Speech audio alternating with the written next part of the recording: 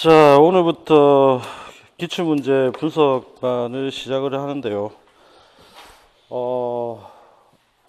이번 달의 이제 특징은 다른 것보다도 기출문제하고 그 다음에 주요 개념 원리 여기에 좀 집중을 할 생각입니다. 그래서 좀 더 효율성을 좀 따져가지고 강의를 할 생각이고, 거기에 1조2개 지금 보시면 나와 있는 대로 거기 법교육 내용학 기출 분석반 목표로 나와 있죠, 그죠? 거기 보시면 주요 개념, 법 원리 확인 뭐 이렇게 돼 있고, 제일 중요한 부분은 바로 이제 두 번째입니다, 그죠? 기출 문제 분석을 통해서 출제 예상 범위를 이제 정확하게 파악하는 거. 그래서 이 범위를 파악을 해야 제대로 공부를 좀 할 수가 있습니다. 그러니까 우리가 이제 공부를 하실 때 1년 만에 시험을 끝내겠다 작정을 하시면 당연히 집중적으로 공부를 좀 하셔야죠, 그죠? 그리고 그걸 정확하게 하셔야 되는데, 문제는 범위를 잘 못 정하셔서 이번 자료 같은 경우에는 좀 집중적으로 자료를 복습 자료를 그냥 만들었어요. 그래서 그 자료를 좀 확인하시면서 나중에 복습하실 때 어디에 집중을 좀 해야 되는지 초점을 좀 정확하게 맞추시고요. 그 다음에 이제 기본 내용은 당연히 이제 확인을 하겠지만 1, 2, 3, 4월 달 비해서는 기본 내용에서 그렇게 중요하지 않고 확률이 굉장히 떨어지는 경우는 과감히 그냥 스킵할 겁니다. 그렇게 해야 나중에 여러분들 좀 더 집중해야 될 곳에 집중할 수 있으니까. 제가 또 전부 다 강의를 해버리면 또 그거 복습한다 또 그것까지 또 막 손댈 거 아니에요. 그래서 어쨌든 최대한 좀 효율적으로 공부를 할 수 있도록 그렇게 하고요. 그래서 거기 중요한 내용이 집중 강의를 하겠다고 되어 있는데, 이거는 이제 출제 가능성에 따라서 그 집중 강의를 할 거예요. 그리고 우리가 이제 한 가지 오해를 하고 있는 것 중에 하나가, 출제가 되고 난 파트는 출제가 안 된다고 자꾸 오해를 하는데 그게 아닙니다. 여기 지금 내용에서 이제 나중에 기출문제 분석에서 확인해 보면 알겠지만, 실제적으로 이제 이런 부분들이 계속 반복적으로 출제가 되니까 이것들을 좀 잘 확인들 하시고요. 그 다음에 강의 일정은 8주로 예상이 되어 있는데 가급적이면 7주에 끝내도록 할 겁니다. 그렇게 해서 좀 복습할 시간도 좀 드리고요. 미흡했던 부분들 좀 정리할 시간들 충분히 좀 드리기 위해서 그렇게 하는 거니까 그렇게 좀 정리를 하시고요. 그 다음에 이제 자료를 어떻게 활용할 거냐 이 문제인데, 거기 보면 이제 출제 포인트를 파악하는데 조금 자료를 중점적으로 파악을 좀 하셔야 되겠고, 그래서 기출문제 답을 찾을 때도 뭐 교재를 확인하는 방법도 있지만 이 지금 자료에 나와 있는 내용들을 가지고 이 정답을 좀 찾으셔도 크게 문제가 없을 겁니다. 그 다음에 이제 두 번째, 예상 쟁점을 좀 파악할 수 있는 범위들을 이야기를 할 건데, 이거는 자료보다는 제가 강의를 통해서 말씀을 좀 드릴 거예요. 그래서 그런 부분들 말씀드릴 때 메모를 좀 잘 해두셨다가 어떤 부분을 어떻게 대비를 해야 되는지 좀 정리를 하시고요. 그 다음에 이제 선별적 복습 확인을 위해서 조금 자료를 좀 활용을 좀 잘 해달라고 하는 이야기입니다. 그래서 자료에 지금 표시가 어떻게 되어 있냐면, 기출은 제가 기출이라고 표시를 해놨어요. 그리고 밑줄 또 굵은 라인으로 밑줄 쳐놨습니다. 그 다음에 이제 중요한 부분이 있으면 그 중요한 부분에는 밑줄 아니면 중요한 부분이다 라고 하는 표시를 같이 해놨습니다. 그러니까 이걸 이제 자료를 보시면서 여기에 좀 집중해서 정리를 할 수 있도록 그렇게 하시기 바랍니다. 자, 그러면 내용을 한번 들어가 보도록 합시다. 일단은 법의 기초 자료를 먼저 한번 확인을 좀 하죠. 네. 자, 이 페이지에 보시면 출제 동향하고 그 다음에 주요 내용 확인되어 있는데, 주요 내용 확인은 이제 기출문제 정답과 관련되는 내용들하고, 그 다음에 이제 중요한 내용들 어떤 부분에 좀 더 초점 맞춰야 되는지, 그 다음에 또 연습 겸 해서 내용들 좀 정리를 해놨습니다. 그리고 그 법과 관련돼서 조금 좀 더 이해를 하고 싶다. 그렇게 하면 금요일날 저녁에 하는 특강에 참여를 하시면 사례 분석하고 판례들을 다룰 거거든요. 그래서 아마 지금 하고 있는 수업과 약간 보완이 될 거예요. 그래서 일단은 참고하시고 필요하신 부분들은 금요일 특강에 참여하셔가지고 그 내용들을 한번 들어보시면 좀 더 도움이 되지 않을까. 법이 좀 구체적인 사례들이 좀 많이 필요해서 아마 현실적으로 좀 도움이 될 거라고 좀 생각을 합니다. 자, 그러면 거기에 출제 동향에 보시면 법이 어떻게 시험에 법의 기초 파트에 나왔는지 확인을 좀 해봅시다. 거기 보면 이제 강제 규범으로서의 법이라고 하는 파트가 시험에 한번 출제됐는데, 이거는 다시는 나올 가능성이 거의 없습니다. 이거는 이제 간단히 그냥 무시를 하시면 되고요. 그 다음에 이제 법의 이념과 관련돼서는 총 4문항이 출제가 됐어요. 일단은 이제 법 이념감 구별인데, 법 이념감 구별에서 제일 중요한 부분들은 뭐냐면 한목적성하고 법적 안정성, 이거 두 가지를 이제 어떻게 구별할 것인지, 이 부분이 일단 초점이 있고, 그 다음에 이제 두 번째는 법 이념이 적용된 사례를 찾는 겁니다. 그러니까 한목적성이 반영된 제도이냐, 아니면 법적 안정성이 반영된 제도이냐, 이걸 이제 구별하는 문제가 하나 있고요. 그 다음에 세 번째는 법적 안정성에 대한 요건, 이걸 물어보는 문제가 이제 출제가 됐었죠. 그 다음에 이제 법의 형식적 효력과 관련돼서 법의 형식적 효력이 세 가지죠. 시간, 장소, 그 다음에 사람. 요 세 가지 형식적 효력에 대한 내용이 한번 출제가 됐는데, 이것도 지금 현재 이 부분만 출제가 될 가능성은 거의 없습니다. 그 다음에 자연법하고 실정법에서는 자연법과 실정법의 관계인데, 이것도 역시 한번 출제가 됐죠. 그런데 이것도 역시 다시 출제가 되기는 좀 힘들어요. 예. 이유는 뭐냐면 자꾸만 이제 자연법하고 실정법이 나쁘다라고 자꾸 오해를 하게 되는데, 실정법이 나쁜 게 아니고요. 자연법 사상이 반드시 좋은 것도 아니에요. 그러니까 이런 오해를 이제 불러일으키는 것들이 있다 보니 요즘에 또 이 논쟁이 그렇게 크게 중요하지 않습니다. 그 다음에 이제 관습법의 의미가 한번 출제가 됐는데, 이거는 이제 민법에서 한번 확인을 우리가 좀 해봐야 되고, 그 다음에 법의 해석도 마찬가지입니다. 물론의 해석과 유추, 확정의 해석 구분인데, 이 부분은 해석이 어떻게 되는지에 대해서 개념들만 알아두시면 되는 부분이에요.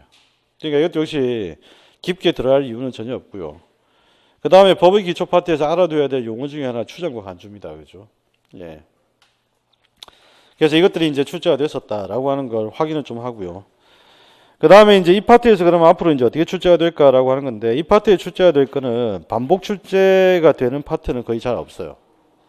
반복 출제가 될 수 있는 파트는 법의 이념 하나밖에 없고, 반복 출제가 된다기보다는 그냥 단답식 아니면 상식 수준에서 새로운 걸 물어볼 가능성이 충분히 있습니다. 그래서 그런 것들은 나중에 강의를 진행하면서 말씀을 드리도록 그렇게 하겠습니다. 자, 이렇게 해서 일단 출제 동향을 우리가 살펴봤습니다. 자, 우선 내용을 한번 정리를 좀 해보죠. 간단히.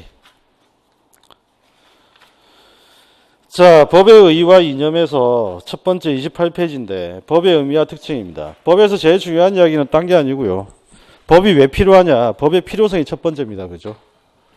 그래서 법의 필요성이라고 하는 것들, 이거는 정치의 필요성하고 똑같은 이야기인데, 다수의 사람들이 공동체를 이루며 살다 보면 당연히 갈등이 발생할 수밖에 없고, 이 갈등을 해결해야 됩니다. 그죠? 그래서 우리가 결국은 이해를 둘러싼 갈등, 그럼 이 갈등을 어떻게 해소를 할 거냐? 해소하는 방법이 법이라고 하는 것이 있고, 그 다음에 이것도 해소하는 방법 중에 하나 정치라고 하는 방법이에요. 그래서 일단은 기본적으로 법이 왜 필요하냐라고 하는 이야기는 그냥 갈등 해결이라고 하는 것, 이게 이제 초점 맞추시고, 그래서 이걸 통해서 우리가 질서 유지를 한다. 그래서 우리가 법이 이제 가장 기여하는 바는 딴 게 아니고요. 안정입니다. 그죠? 그 다음에 예측 가능해야 됩니다. 예측 가능해야 안정을 획득할 수 있거든요. 그래서 법을 통해서 생활의 안정을 기할 수 있다라고 하는 거.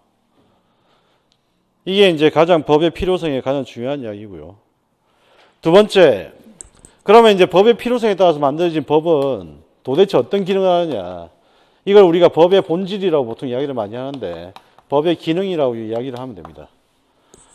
그럼 이 법의 기능에서 제일 중요한 이야기 포인트 중에 하나는 딴 게 아니죠. 법이 지금 현재 질서 유지라든지, 그 다음에 권리 보호라든지, 그 다음에 갈등 해결, 이것들이 이제 가장 본질이 되는 것이고, 그 다음에 이제 그러면 도대체 법의 특성은 뭐냐? 다른 것과 구별되는 법의 특성은 뭐냐? 요 이야기인데, 우리가 특성이라고 하는 것들은 다른 것과 구별입니다. 다른 것과 구별. 가장 포인트가 되는 부분이 29페이지 맨 하단에 동그라미 3번이죠. 법은 도덕이나 관습이나 다른 것과 다르게 구별되는 가장 기본적인 특징이 바로 강제규범적 성격을 가진다는 이야기예요. 강제규범적 성격.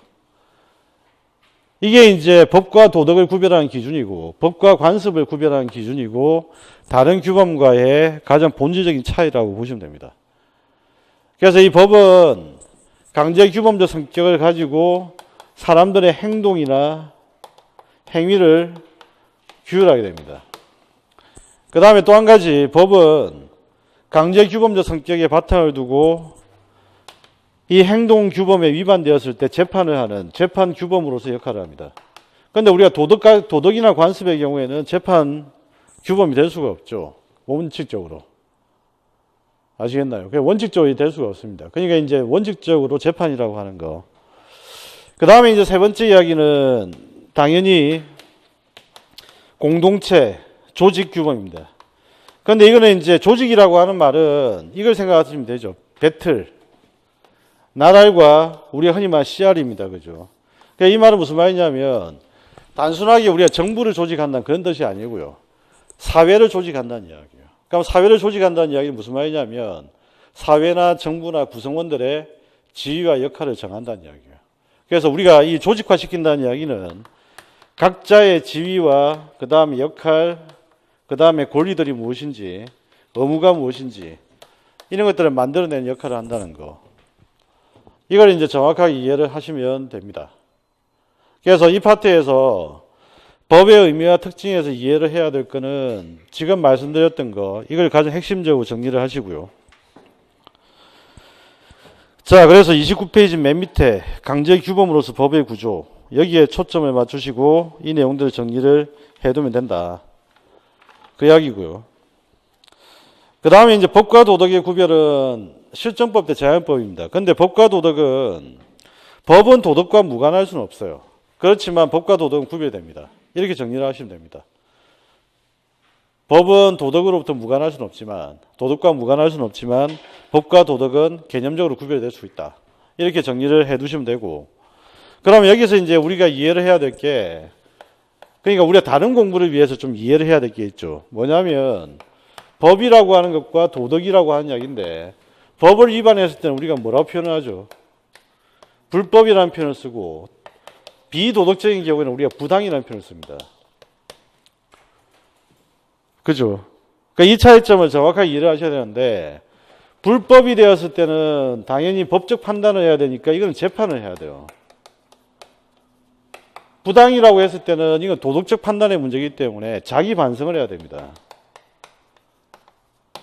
따라서 이 법에 따라서 재판을 한다라고 하는 거, 여기에서 우리가 중점적으로 봐야 될 이야기가, 이게 바로 연결되는 이야기가 바로 행정 소송이죠. 행정부가 잘못한 것, 불법을 저질렀을 때는 소송입니다.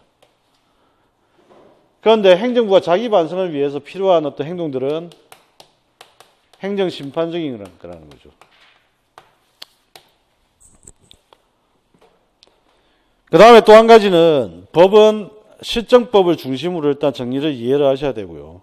그 다음에 도덕은 자연법적인 것으로 이해를 하셔야 됩니다. 그렇죠? 그래서 마지막 한 가지, 법은 실정법적인 것을 이해를 해야 한다. 국가의 명령, 강제력 효력이 있는 것이고, 그 다음에 도덕은 강제력 효력이 아니라 자발적인 준수죠. 자연법적인 성격을 가집니다. 자연법에 해당되는 불문법이 뭐가 있죠?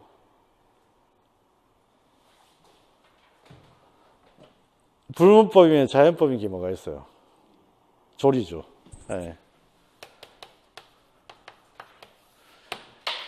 자, 이걸 이해를 좀 하시면 됩니다.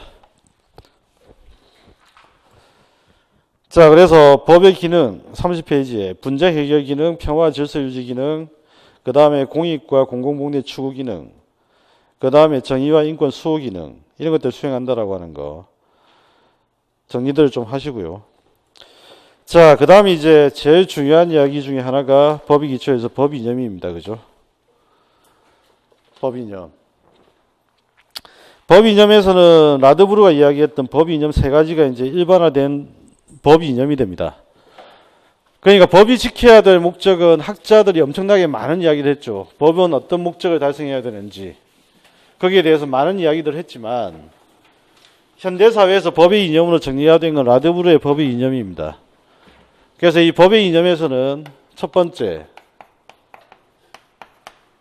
정의라고 하는 것, 그럼 이제 우리가 정의라고 하는 것에 대해서는 여러 학자들의 어떤 의견들이 많이 있잖아요. 그죠? 그런데 제일 중요한 것은 정의의 본질이 무엇인지. 그 다음에 두 번째는 뭐냐면 정의를 개별적으로 다룰 때는 정의를 어떻게 표현하는지 이 두 가지를 좀 체크를 해 두시면 됩니다. 정의의 어떤 가장 기본적인 내용들은 각자의 몫은 각자에게라고 하는 뜻, 여기 시작됩니다.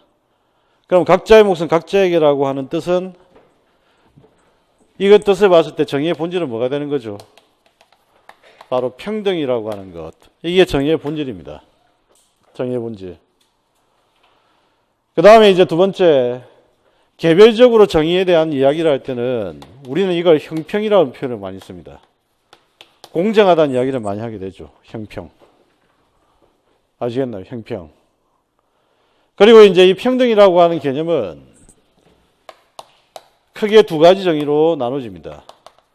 평균적, 그 다음에 배분적 평등이라고 하는 것. 평균적 평등이라고 하는 것은 뭐예요? 획일적인 것. 그럼 어떤 게 획일적인 거죠? 내가 8시간 근무를 했으면 8시간 근무에 합당한 대가를 받는 것. 그죠? 보수를 받는 것. 그러니까 주로 보면 평균 정의에서는 4인 대 4인의 관계에서 많이 강조되기 때문에 이쪽은 사법 영역에서 많이 강조됩니다. 대표적으로 본다면 얘들이 보면 급부, 그죠? 주고받는 것. 이것이 과연 대등해야 됩니다. 그럼 주고받는 것 중에 우리가 대등적으로 우리가 주고받는 것에 행위를 하는 것을 우리가 보통 채권이라고 이야기를 해요. 채권적 행위, 그죠? 주고받는 것. 그럼 채권에 해당되는 것 중에 주고받는 것 중에 보면 뭐가 있어요? 급부 말고도 보상 문제 같은 것들, 불법 행위에 의한 손해배상 문제, 그 다음에 손실보상 문제, 그죠?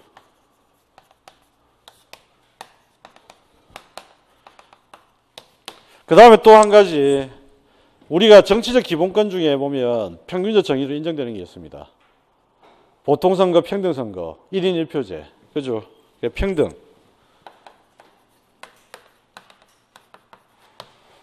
자, 이게 이제 평균 정의에 관련되는 내용들이고요. 배분 정의는 주로 보면 국가가 개인에게 어떻게 배분하느냐, 이건 주로 공법 영역입니다. 대표적으로 공법 영역에서 이제 배분적 정의로 강조되는 것들, 대표적인 게 뭐가 있죠? 국가유공자. 그 다음에 또 한 가지는 연소자, 여성, 그 다음에 노인, 특별대우들. 이런 것들 전부 다 배분적 정의와 관련되는 것들입니다. 그죠?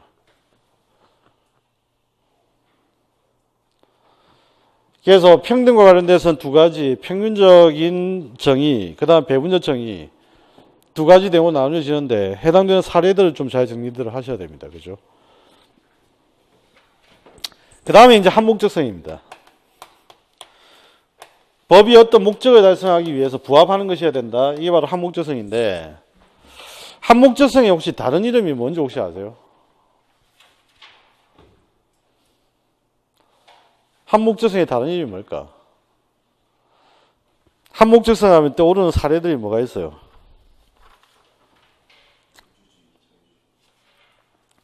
민주주의, 자유주의, 가치. 그죠? 일단은 첫 번째, 한목적성이라고 하는 것은 가치의 문제입니다. 그죠? 가치의 문제. 그래서 우리가 흔히 말하는 각종 사상, 이데올로기, 이런 것들이 전부 다 한목적성과 관련되는 것들이에요. 구체적으로 우리가 본다면, 한목적성의 사례를 본다면 어떤 게 있을까? 대표적으로 본다면 이런 거 있잖아. 군 가산점 제도 판결. 군 가산점과 관련되는 헌법 불합치 판결은 정의에 부합하는 것입니까? 아니면 한목적성에 부합하는 것입니까?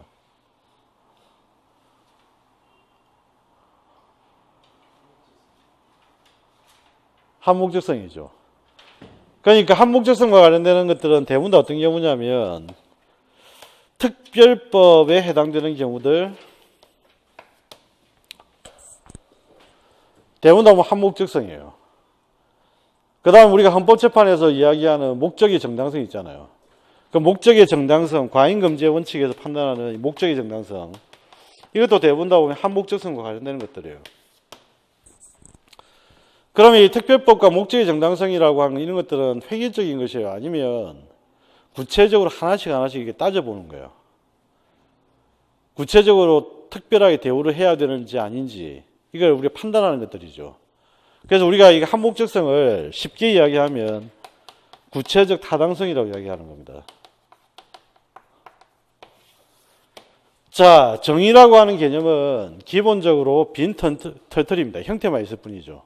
각자의 몫은 각자에게라고 하는 형태만 있을 뿐이에요.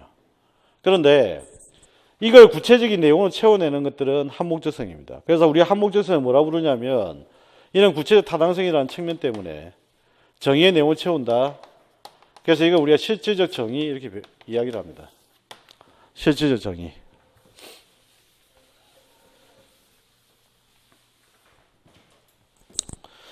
그런데 우리가 한목적성을 지나치게 강조하게 되면 무슨 문제가 생깁니까? 그렇지. 법적 안정성이 깨어집니다. 그래서 한목적성을 지나치게 강조하게 되면 법적 안정성이 깨지니까 라드브로는 법의 이념 중에서 이 법적 안정성을 대단히 강조를 합니다. 그런데 법적 안정성을 지나치게 강조하면 무슨 일이 발생해요? 악법도 법이라고 하는 것을 인정할 수 있게 됩니다. 그러니까 법적 안정성은 한목적성의 문제점을 보완한다는 측면에서는 분명히 장점이 있는데 문제는 악법에 대해서도 인정할 수 있다라고 하는 문제점, 이런 문제점을 가질 수 있다는 거예요. 그래서 이게 이제 법적 안정성의 문제점이고요. 그래서 법적 안정성이라고 하는 건 쉽게 말하면 예측 가능, 이걸 통해서 사람들에게 안정성을 제공해야 된다. 이게 바로 법적 안정성입니다.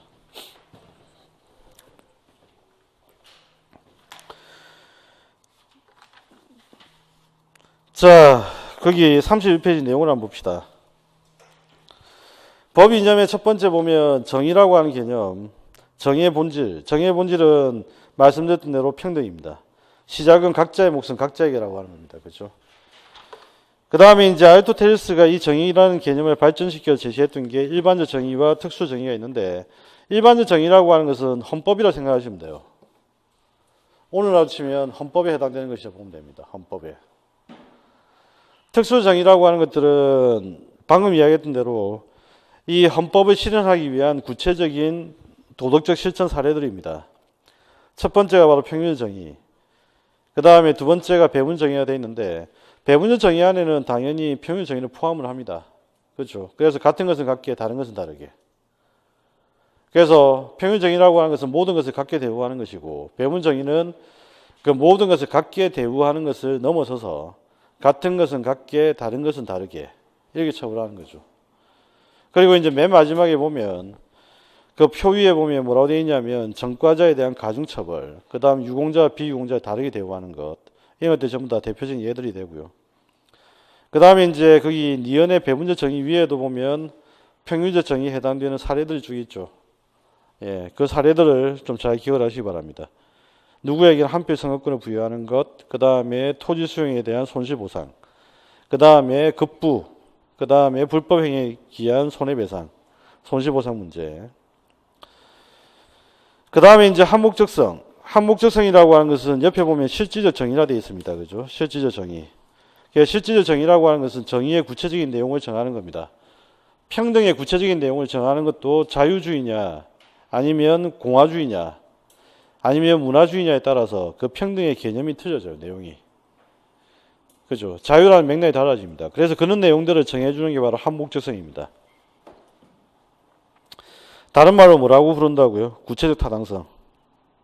구체적 타당성. 그 다음에 이제 법적 안정성. 법적 안정성은 쉽게 말하면 뭐죠? 근데 약속을 지켜라. 그죠? 약속을 했으면 약속을 지켜라. 약속을 지켜라니까 무조건 지켜라. 이게 되거든. 무조건 지켜라 라고 되니까 악법도 범위 될 수 있는 거예요. 그래서 법적 안정성을 상징하는 말을 한마디로 이야기하면 약속을 지켜라. 자, 약속을 지키라는 말은 바로 나의 생활의 안정을 위해서입니다. 그죠? 그래서 법적 안정성의 의미는 생활 안정성을 보장한다. 그런데 그 생활의 안정은 기득권 입장에서 볼 때는 당연히 기득권을 수호하는 입장이 됩니다. 그러면 이제 약속과 관계되는 조항들이 쭉 있죠. 공소시효, 소멸시효, 취득시효입니다. 시간이 지나면 형사가 소추하지 않는다고 약속했지 않느냐. 그 약이죠. 시간이 지나면 권리가 소멸하는 것을 약속했지 않느냐. 시간이 지나면 권리를 취득한 것을 약속했지 않느냐. 이 약속들 전부 다 지키라는 이야기예요. 근데 약속을 지키라고 하는 이야기니까 법적 안정성은 구체적 타당성이에요? 아니면 획일적이에요? 획일성이 더 강합니다. 그러니까 자꾸만 사람들이 뭐 하죠? 공소시효 중에 이런 범죄에 대해서는 예외적으로 다뤄야 된다 주장하잖아. 그거는 무슨 주장이에요? 한목적성이에요. 공소시효를 일괄적으로 주장을 해서 지켜야 된다고 주장하는 건 법적 안정성이에요. 차이점을 아시겠죠? 예. 그래서 항상 보면 어떤 논쟁에 보면 법적 안정성의 논쟁과 그 다음에 방금 이야기했던 한목적성의 논쟁이 이렇게 뒤섞여 있는 거죠. 예. 자, 그 다음에 이제 마지막으로 보면 소급표 금지의 원칙입니다. 소급표 금지의 원칙은 국법을 기준으로 하는 겁니까? 신법을 기준으로 하는 겁니까? 공부를 하실 때 항상 제가 강조하는 거 주어를 정확히 해라. 일단 목적을 정확히 해라. 그럼 소급표 금지에서는 어떤 법의 소급표를 금지한다는 이야기예요? 신법의 소급표를 금지한다는 이야기예요. 그러니까 한 번은 정확하게 지켜둬야 됩니다. 신법의 소급표를 금지한다. 그래서 신법을 소급적으로 적용하는 것을 금지한다. 그러면 신법을 새로 법을 만들어서 법을 적용한다는 이야기는 생활을 파괴하는 이야기입니다. 그죠? 그러니까 당연히 법적 안정성에 위반된다라고 이야기를 하는 거예요. 자, 그 다음에 이제 기출문제에 출제가 됐던 제일 중요한 부분입니다. 법적 안정성을 유지하기 위한 법의 요건. 자, 이것도 역시 암기를 하실 때는 순서대로 암기를 하지 마시고 순서를 좀 바꾸시기 바랍니다. 일단은 법적 안정성을 유지하기 위해서는 법 내용이 당연히 명확해야 됩니다. 내용이 명확하다는 이야기는 그 법 내용이 실현 가능하다는 이야기예요. 그 다음에 법적 안정성이라는 차원에서 볼 때는 쉽게 변경돼서는 안 됩니다. 그죠? 마지막으로 그 법적 안정성이 정당성을 인정받기 위해서는 국민의 법의식과 일치해야 됩니다. 이해되셨죠? 그래서 법적 안정성이라는 차원에서 볼 때 법 내용은 당연히 불명확하면 법적 안정성이 깨져요. 명확해야 되는 거죠. 그 다음 두 번째, 실현이 불가능하면 당연히 이것도 역시 불안정해요. 세 번째, 쉽게 변경되면 이것도 역시 불안해집니다. 그러니까 마지막으로는 이것에서 정당성을 인정받기 위해서 국민의 법의식과 일치해야 한다. 요걸 정리를 하시고. 그 다음에 이제 법 이념 상호 간의 관계가 나오는데 좀 전에 이야기했던 겁니다. 한목적성을 지나치게 강조하다 보면 약속을 깨야 돼요. 구체적 타당성을 너무 강조하다 보면. 그런데 약속을 지키라고 하는 말에만 집중하다 보면 구체적 타당성이 무시가 돼요. 이해가 되셨나요? 얘 대표적으로 이런 거잖아. 남녀 간의 차이를 무시하고 어떤 모든 부분에서 남녀 간에 동등하게 대우를 해야 된다. 약속이잖아. 법적 안정성이죠. 그런데 이런 법이 있었는데 갑자기 사회생활을 하던 여성들이 볼 때는 이거는 좀 불합리한데 주장하는 건 뭐예요? 이게 한목적성이에요. 구체적 타당성을 고려해달라는 이야기잖아. 이해가 되셨나요? 그래서 법적 안정성하고 구체적 타당성인 한목적성은 항상 충돌과 갈등을 할 수밖에 없다. 그럼 이걸 이제 조화를 이룰 수 있는 방법은 없느냐? 그 이야기인데, 조화를 이룰 수 있는 방법이 37조 2항에 있고, 그 37조 2항에는 어떤 내용이 담겨져 있습니까? 국민의 자유와 권리는 국가안전보장, 질서유지 또는 공공복리를 위하여 필요한 경우에 하나의 법률을 제한할 수 있다. 제한하는 경우에도 자유와 권리의 본질적 내용은 침해하지 못한다 돼 있는데, 거기에 이제 포인트가 뭐냐면 필요한 경우에 하나여가 과잉금지의 원칙이죠. 과잉금지의 원칙. 그러면 과잉금지의 원칙의 판단 내용이 몇 가지가 있어요? 네 가지가 있죠. 목적이 정당해야 되고 수단이 적절해야 되고 피해는 최소화돼야 되고 법익은 균형성을 갖춰야 됩니다. 거기 보면 목적의 정당성이라고 하면 먼저 판단하죠. 그죠? 그 다음에 그럼에도 불구하고 어떻게 마지막에 법익이 균형을 맞춰야 된다. 그러니까 허용되는 경우 일단은 법은 기본적으로 약속이 먼저입니다. 그 다음 약속을 어떻게 사정에 따라 아니면 상황에 따라 변경할 수 있어야 돼요. 이게 구체 타당성의 문제입니다. 그죠? 이런 것을 이제 끊임없이 판단을 계속 한다는 이야기예요. 민법에서 그러면 한목적성에 해당되는 대표적인 경우가 뭐가 있을까?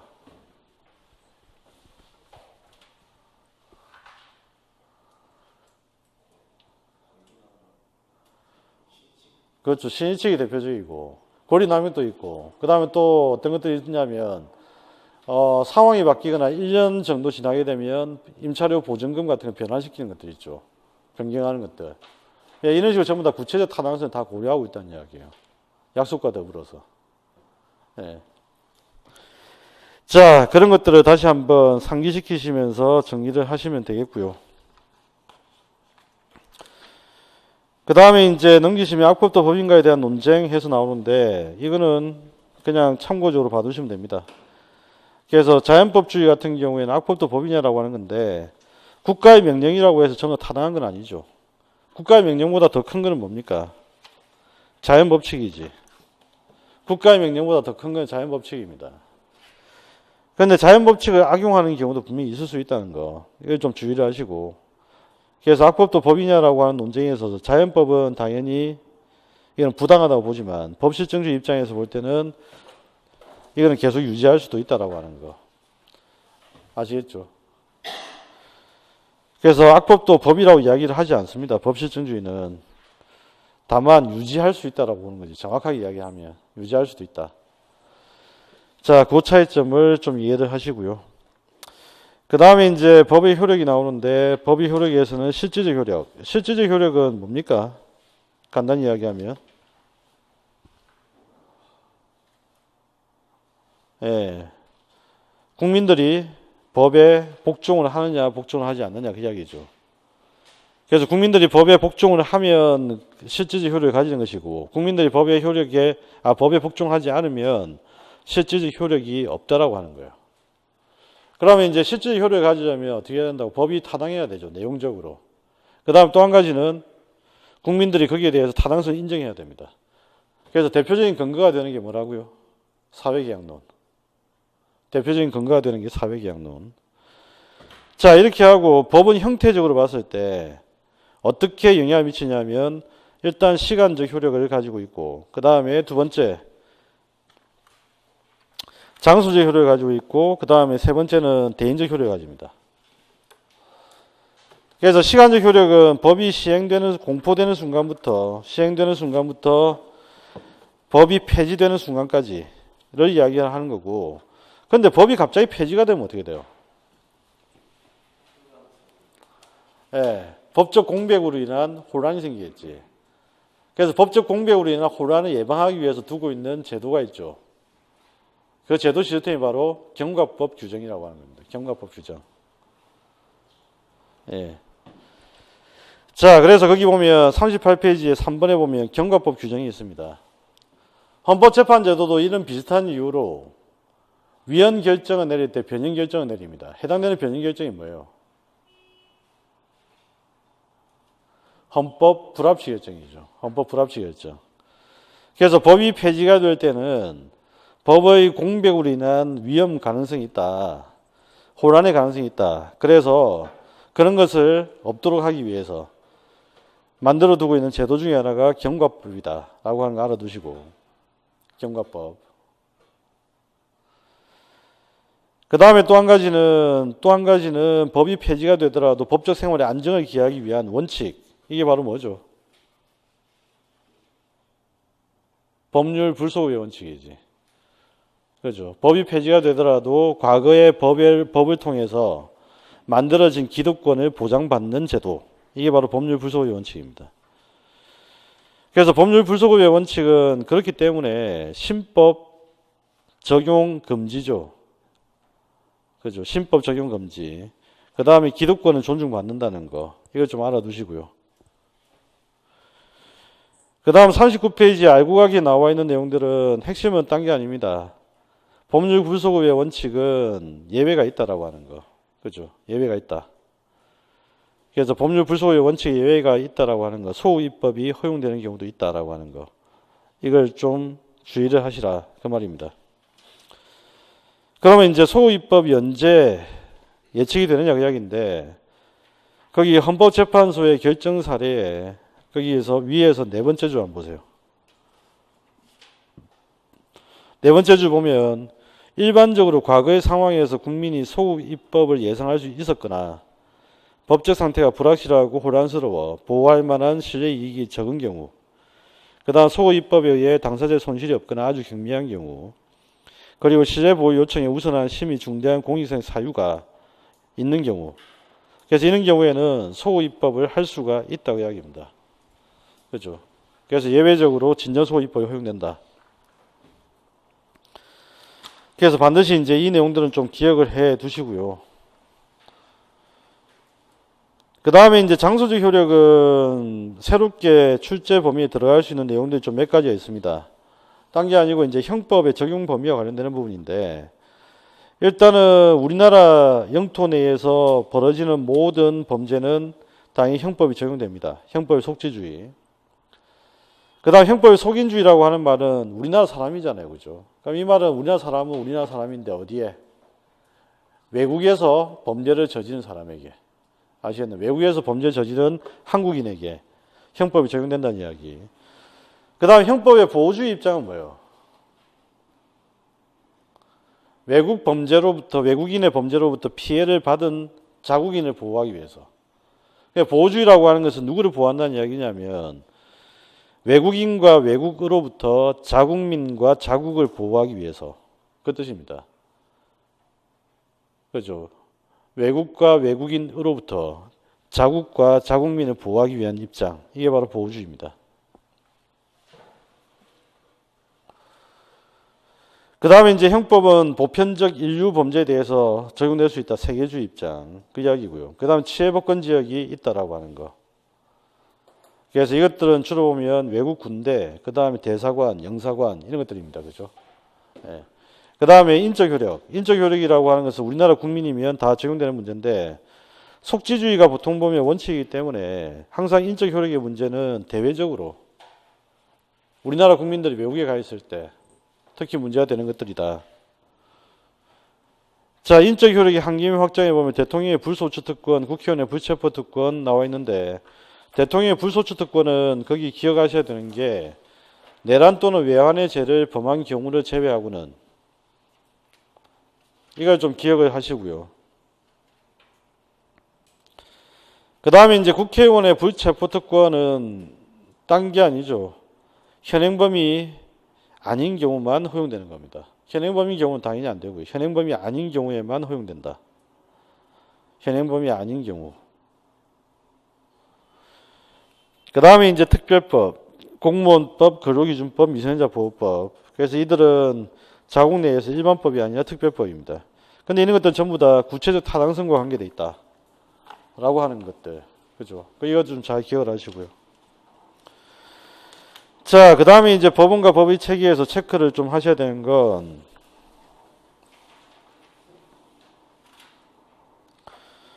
거기 법원의 첫 번째 성문법. 성문법에서는 크게 보일 내용은 없습니다. 다만 이제 성문법에서는 헌법과 법률 조약, 그 다음에 법률에 준하는 것으로 일반적으로 승인된 국제법규, 이 조약과 일반적으로 승인된 국제법규는 시험에 한번 출제가 된 적이 있죠. 어떤 범위에서 출제가 됐냐면 딴 게 아니고요. 지금 이제 조약과 일반적으로 승인된 국제법규는 국제법인데 국내법적 효력을 가진다. 그래서 법률적 효력을 가진다는 거. 이걸 좀 잘 기억을 하시고. 그 다음에 이제 명령하고 자치법규. 자, 여기에서 이제 관련되는 법 원칙만 좀 기억을 하시면 됩니다. 두 가지가 있죠. 하나는 이제 상위법 우선의 원칙이고, 상위법이 우선한다는 말은 하위법에 위임을 할 때 어떻게 해야 된다고? 구체적으로 위임을 해야 됩니다. 그죠? 만약 포괄적 위임하면 상위법이나 하위법이나 동등해지잖아요. 예, 그러니까 이거는 논리적으로 안 맞습니다. 당연히. 그래서 상위법 우선의 원칙과 포괄 위임 입법 금지의 원칙이라고 하는 거. 그래서 위헌법률심판 제기를 했을 때 제일 많이 거론되는 것 중에 하나가 이 포괄유인 입법금지 원칙 위반이에요. 대부분 다. 예. 이거 좀 잘 알아두시고. 그 다음에 성문법의 장점과 단점은 그냥 간단히 생각합시다. 성문법은 명문화되어 있기 때문에 법적 안정성을 제공한다. 그죠? 단점이라고 한다면 변화에 유연하지 못하다라고 하는 거. 자, 그 다음에 이제 불문법. 불문법이라고 하는 것은 일정한 형식과 절차에 따라 문서 형식으로 제정되어 공포되지 않은 법입니다. 그래서 일정한 형식과 절차에 따라 만들어진 법이 아니라는 이야기인데 대표적인 관습법이죠. 그 다음에 두 번째가 판례고 세 번째는 조리입니다. 조리는 자연 발생이니까 당연히 안 되는 거고요. 그죠? 판례도 일정한 형식과 절차가 아니고 그냥 판결에서 나타난 것들, 이런 것들이고, 관습법은 반복되는 관행, 역사적으로 시간적 흐름, 그 다음에 관행에 대한 법적 확신, 이 두 가지 요건을 반드시 갖춰야 됩니다. 그죠? 자, 그래서 관습법은 시험에 출제가 되었던 내용이니까 다시 한번 정확하게 체크를 하시기 바랍니다. 자, 그 다음에 이제 실정법에 근거를 해서 법을 분류를 했을 때 거기 46페이지 맨 위에 그림에 보면 나옵니다. 그죠? 이 실정법은 자연법의 정당성을 받아서 근거를 두고 국내법과 국제법을 크게 나눠지는데 국내법은 다시 실체법, 절차법, 그 다음에 공법과 사법, 사회법, 일반법, 특별법 이런 식으로 분류가 될 수 있다라고 하는 이야기예요. 자, 그래서 일단은 자연법과 실정법. 그 자연법이라고 하는 것은 말 그대로 자연법칙이라고 이해를 하시면 된다고 했습니다. 그죠? 자연법칙. 예. 인간 생활에 적용될 수 있는 자연법칙들, 이게 바로 자연법입니다. 그 다음 실정법이라고 하는 것은 국가의 명령입니다. 국가가 제정한 것을 말하죠. 그래서 자연법과 실정법의 관계는 어떻게 되느냐라고 하는 이야기인데, 자, 여기에서 이제 법의 타당성과 실효성을 판단하는 입장에 따라 법실정주의하고 자연법주의가 나누어집니다. 자, 거기에서 동그라미 2번에 실정법의 정당성을 제공한 자연법하고 자연법을 현실화한 실정법이라고 하는 거. 자, 이걸 좀 잘 정리를 해 두셔야 되겠죠. 그게 자연법과 실정법의 관계입니다. 그래서 실정법은 정당성의 자연법을 찾고요. 그 다음에 자연법은 실정법을 통해서 그 내용들이 실현됩니다. 그래서 기업과 니은의 디귿, 실정법은 그 정당성의 자연법을 찾는다.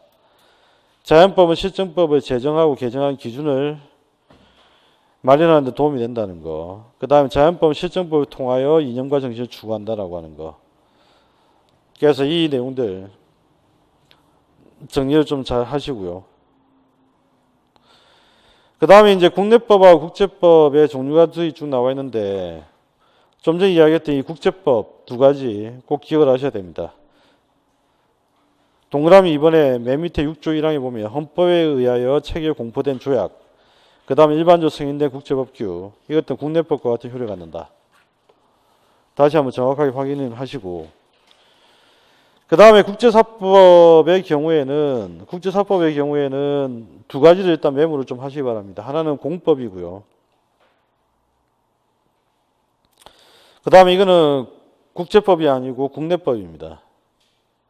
국제사법은 국내법이자 공법이다라고 하는 거.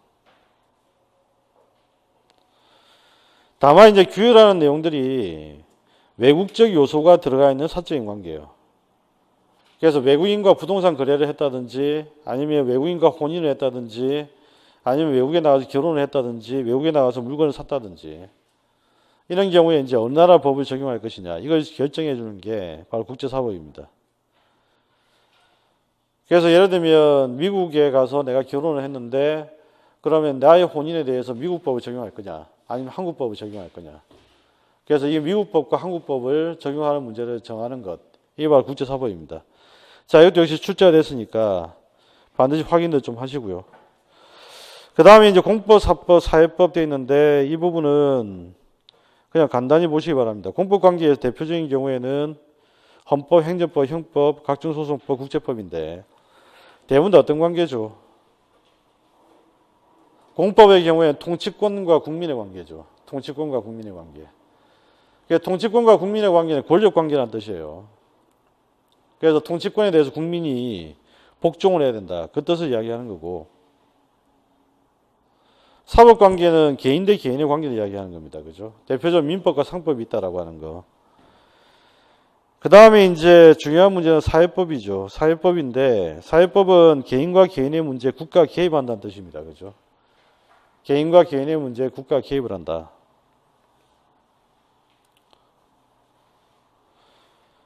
자, 그리고 이제 사회법의 대표적인 경우는 세 가지입니다. 하나 적어 두시면 노동법, 그 다음에 경제법, 사회보장법.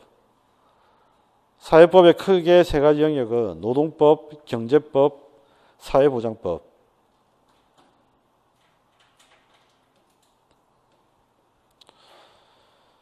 그 다음에 실체법과 절차법인데, 실체법은 우리가 말하는 권리 변동을 규율하는 겁니다. 권리 의무. 권리 의무. 그 다음에 절차법은 권리를 구제하는 방법, 권리를 회복하는 방법, 이런 것들을 규율하는 법이 절차법이에요. 권리 구제 방법, 그 다음 권리를 회복하는 방법, 이걸 정해놓은 법이 절차법이다. 자, 그 다음에 일반법과 특별법인데, 일반법은 키워드가 뭐죠? 모든입니다. 모든. 그냥 모든 사람, 모든 사건, 그죠? 모든 장소. 여기에 적용되는 법이 일반법이고, 그 다음에 이제 특별법의 경우에는 특별한 경우, 한정된다는 것이죠. 모든에서 일정한 범위를 한정된다는 이야기입니다. 자, 이들의 관계에서 중요한 것은 일반법과 특별법이 경합을 할 때, 그 경합을 할 때는 기본적으로 특별법이 우선한다라고 하는 거. 그래서 우리가 이제 경합이라는 단어는 모든 법적인 관계가 두 가지 이상이 서로 같은 사안에 적용될 때, 이때 우리가 경합이라는 표현을 씁니다. 그래서 우리가 법 조문이 경합한다고 할 수도 있고, 법 대 법이 경합한다고 할 수도 있고, 기본권들이 경합한다고 할 수도 있고. 그래서 경합이라는 표현은 일반적으로 법에서 쓰는 용어들이다. 자, 그래서 일반법과 특별법이 경합을 하는 경우에는 특별법이 우선한다. 정확하게 알아두시고. 자, 그 다음에 이제 세 번째, 법의 적용과 해석이라고 하는 파트. 자, 여기에서 일단 알아두셔야 되는 거는 실질적 법치주의라고 하는 개념은 어떻습니까? 법치주의라는 개념을 좀 정리를 해봅시다. 일단은 법치주의라는 개념은 의회가 있고요. 그 다음에 의회가 법을 제정합니다. 그죠? 그럼 이 제정한 법을 집행하는 기관이 있고, 그 다음에 이 법을 가지고 재판하는 기관이 있습니다. 제정된 법을 가지고 집행하는 기관은 우리가 뭐라 부르죠? 행정부, 집행부라 부르고, 재판하는 기관을 뭐라 부르죠? 이쪽 우리가 법원이라 부릅니다. 그리고 이걸 우리가 뭐라 부릅니까? 법률에 의한 재판.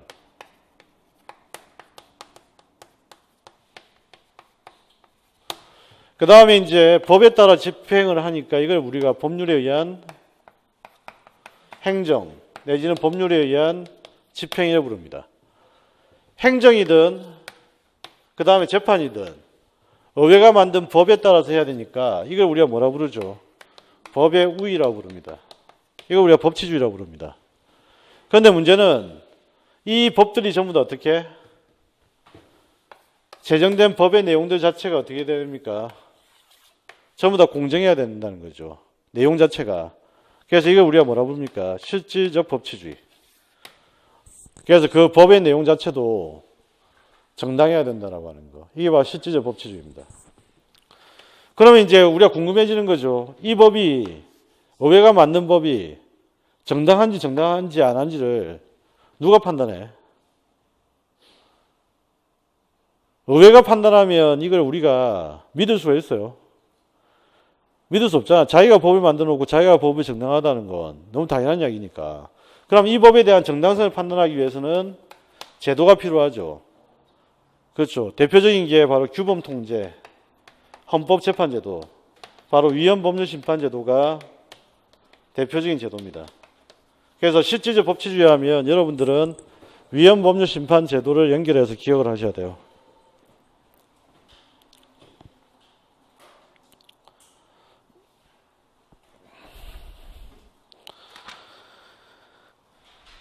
자, 그 다음에 이제 이와 같이 법이 지금 이제 법원이 재판을 하고 법률에 의한 행정을 하고 법을 제정하려면 이 과정에서 전부 다 뭐가 필요하냐면 법의 해석이 필요합니다. 그죠? 재판을 하더라도 법의 해석이 필요하고 행정을 하더라도 법의 해석이 필요하고 그래서 전부 다 법치주의 실천하기 위해서는 법의 해석이 당연히 수반될 수밖에 없어요. 그래서 법의 해석을 통해서 이런 일들이 벌어집니다. 이해가 되셨나요? 법의 해석을 통해서. 자, 그래서 이 법의 해석. 법의 해석의 의의를 한번 보시면 법의 해석은 추상적인 법 적용을 위해서 필요로 한다라고 하는 거. 그래서 법은 모든 구체적인 내용을 정할 수가 없다. 그 다음에 법 해석의 의미에 보면 추상적인 법의 의미를 객관화시킨다. 그 다음 세 번째, 법 해석의 종류. 유권 해석과 학리 해석이 있는데 유권 해석이라는 표현하고 학리 해석이라는 표현은 의미가 없습니다. 그냥 참고적으로 봐두시면 됩니다. 이 분류는 제가 아무리 생각해봐도 잘못된 분류 방식이다. 유권 해석과 학리 해석 이런 방식은. 자, 그러면 이제 우리가 봐야 될 것들은 물리 해석과 논리 해석을 중심으로 봐야 되는데 54페이지에 가면 이론적 해석이 나옵니다. 그죠? 여기서 우리가 용어들만 정확하게 체크를 해두시면 된다고 했습니다. 이해되셨나요? 그래서 문헌의 의미를 충실하게 파악하는 것이 물리 해석이고 그 다음에 거기 동그라미 3번에 논리 해석은 물리 해석의 한계를 보완한다는 거. 자, 그래서 논리 해석의 유형이 나오는데 확정 해석은 쉽게 이야기를 하자면 법 적용을 확대시킨다는 이야기예요. 법 적용을 확대시킨다. 그래서 개나 고양이는 지하철을 탈 수 없다고 했지만 이 내용을 모든 애완동물로 확장 해석을 하는 거죠. 그 다음에 이제 축소 해석 같은 경우에는 법 적용을 축소해서 적용한다. 그 이야기예요. 축소해 적용한다. 그 다음 유추 해석이라고 하는 것은 법 조문이 일단 없는 상태에서 비슷한 속성을 가지고 있는 것에 다른 법률 규정을 준용하는 방식입니다. 이게 바로 유추 해석입니다. 그 다음에 이제 물론 해석이라고 하는 것은 우리가 당연 해석이죠. 당연 해석. 자, 그래서 우리가 당연 해석이라 부르기도 하고, 이거는, 물론 해석이라 부르기도 하고.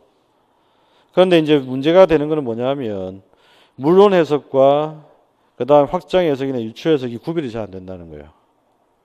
예, 그래서 쉽게 이거는 전문가들 빼고는 전문가들 사이에서 논쟁이 벌어지기 때문에 우리는 그냥 개념만 알아두시면 됩니다. 그리고 시험에 나올 때도 명확하게 출제가 되기 때문에 크게 고민하실 필요 없습니다. 반대 해석도 마찬가지죠. 반대 해석 같은 경우에는 당연히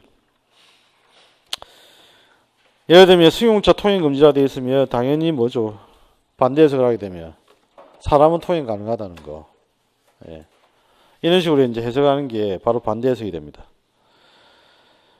그 다음에 이제 해석을 통해서 법을 적용을 하는데 그 법을 적용을 할 때 제일 첫 번째 이제 주의해야 될 게 바로 사실의 확정이죠. 사실의 확정. 사실의 확정을 하는 방법은 크게 세 가지입니다. 증거를 통해서 입증하는 방법이 있고 증거를 통한 입증이 어려울 때는 두 가지 방식이 있지. 추정과 간주. 이것도 역시 출제가 되었던 문제입니다. 그죠? 그래서 여기서 이제 우리가 입증을 한다고 했을 때 고의과실 입증에 관한 문제는 세 가지가 있다고 했어요. 고의과실 입증의 문제.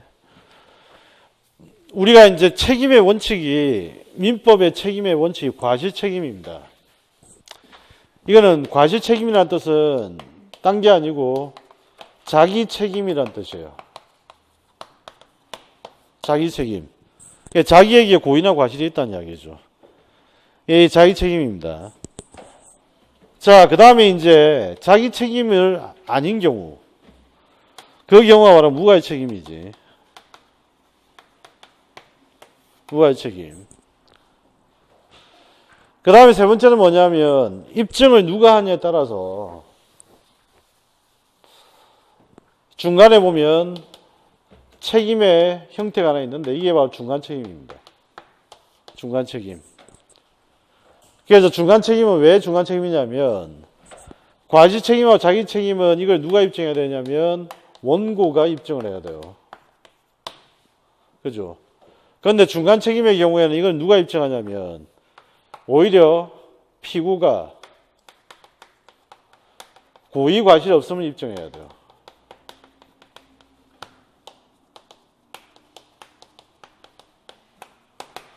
고의 과실이 없으면 입증해야 됩니다. 그리고 입증에 성공하면 어떻게 되죠? 입증에 성공하게 되면 면책을 받을 수도 있습니다. 면책 가능. 그런데 무과실 책임의 경우는 어떻습니까? 입증이 필요 없는 것들이죠. 그러니까 이거는 원고 입증이 필요 없다. 원고 입증 불효입니다. 그래서 이거는 전부 다 사실의 문제가 아니고요. 고의 과실의 문제다. 고의 과실의 문제.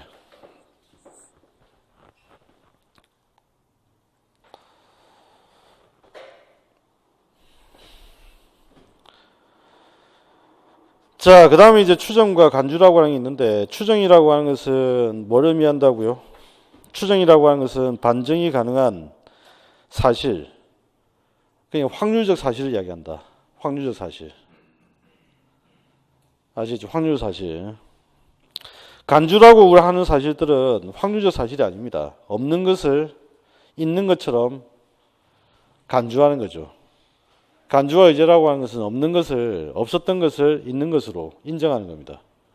추정은 가능성이 있는 사실이고요. 아시겠나요? 이거는 나중에 다시 한번 문제를 보면서 확인해 볼 겁니다. 자, 이렇게 해서 추정과 간주 내용들을 살펴봤는데 뒤에 사례들이 쭉 나와 있습니다.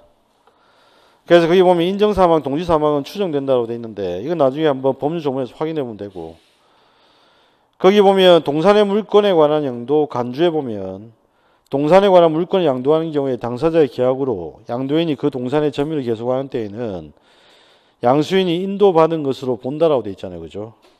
그럼 이 말을 내용을 잠차 이렇게 보시면 알겠지만 인도를 안 받았어요.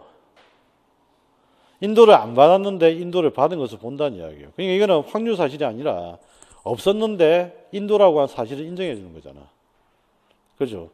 그런데 인정사망하고 동시사망 추정 같은 경우를 한번 보시면 아시겠지만 이건 확률적으로 죽었다고 보는 거죠. 죽었을 가능성이 높다. 개연성이 높다는 이야기야. 이해되셨나요? 그래서 이거는 차이점은 이제 그런 것이지만 어쨌든 법률 조문상에 추정 그 다음에 뭐뭐 한 것으로 본다라고 표현이 되기 때문에 사실은 이걸 외워야 되는 이야기는 아닙니다. 그런데 여러분 시험에서는 어쩔 수 없이 이걸 시험 문제 냈단 말이죠. 예. 자, 그 다음에 이제 법 적용 시 우선해야 유의해야 되는 원칙 네 가지가 있다. 그 이야기인데 법 적용을 하기 위해서 제일 첫 번째 해야 되는 원칙 중에 하나 상위법 우선의 원칙이고, 그 다음 나머지 원칙들은 전부 다 뭐죠? 예, 동의관계입니다. 동의관계. 그래서 이 관계를 정리를 할 때는 상위법 우선의 원칙, 위계가 있는 경우와 위계가 없는 경우가 있는데 상위법 우선의 원칙은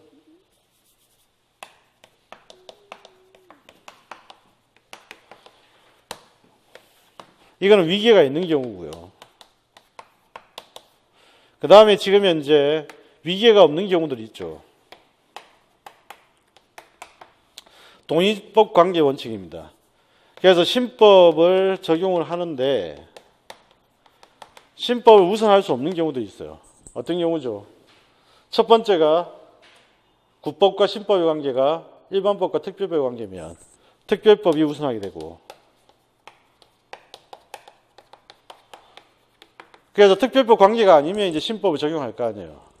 그런데 신법을 이제 적용하려고 또 봤는데 또 이번에는 소급표에 걸리네. 그래서 법률 불소급의 원칙.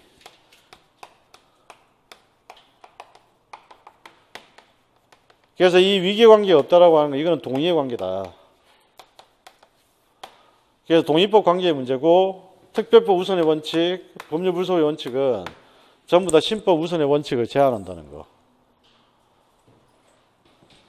이걸 정확하게 이해를 해 두셔야 됩니다. 그렇죠? 그래서 동의의 법들 간의 관계. 자, 그 다음에 이제 법률 관계인데 이거는 시험에 직접적으로 나온다기보다는 법을 이해하기 위한 가장 기본적인 내용입니다. 그래서 우리가 앞으로 다루는 것은 법률 관계입니다. 헌법을 다루는 것도 헌법상 법률 관계고 행정법을 다루는 것도 행정법상 법률 관계고 전부 다 법률관계에 다 온단 말이에요. 그럼 법률관계는 크게 두 가지 형태가 있습니다. 하나는 뭐냐면 그 법률관계의 내용이 어떤 관계냐에 따라서 다른데 통치권 대 그 다음에 기본권의 관계가 있고 그 다음에 권리 대 권리의 관계가 있어요. 이 통치권 대 기본권의 관계는 주로 어떤 법률에서 나타나는 법률관계냐면 이건 주로 공법상에 나타나는 법률관계입니다. 그러니까 여기서 이제 문제가 되는 건 이거죠. 권한이라고 하는 것과 그 권한에 복종해야 될 의무, 이 내용들이 이제 주로 보면 법률관계의 주요 내용이 돼요. 예를 들면 이런 거 있죠.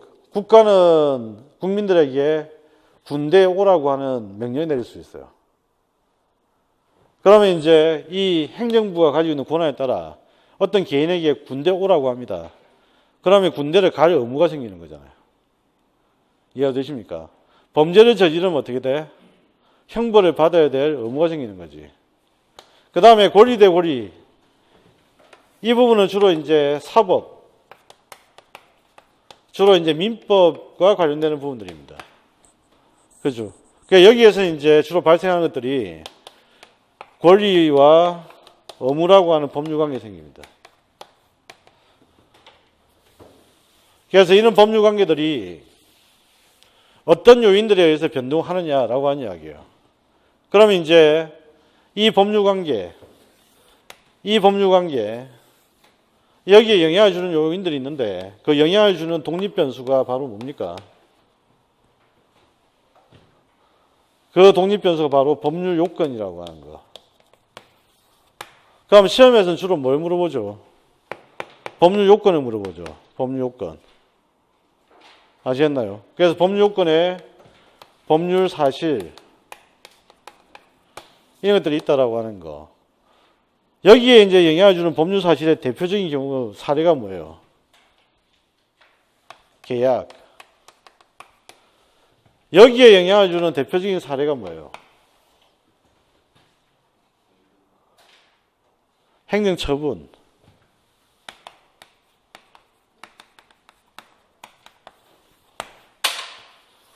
그죠?